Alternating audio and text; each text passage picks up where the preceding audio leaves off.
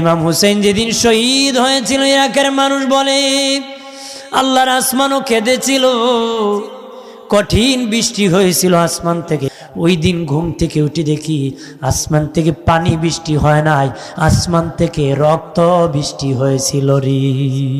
9 তারিখ দিবাগত রাত্রিতে সবাই একটু নেমু বাতি নিবাইয়া ঘুমায় পড়ল। আম্মা জান সাহার বানু স্বপ্নে দেখলেন একজন মহিলা আওলা বেশে, পাগল নির্বেশে কারবালার ময়দান ঝাড়ু দিতেছে। কারবালার ময়দান ঝাড়ু দিতেছে।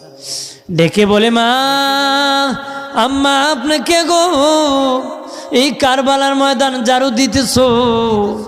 ডেকে বলে, আমার চিনবানি?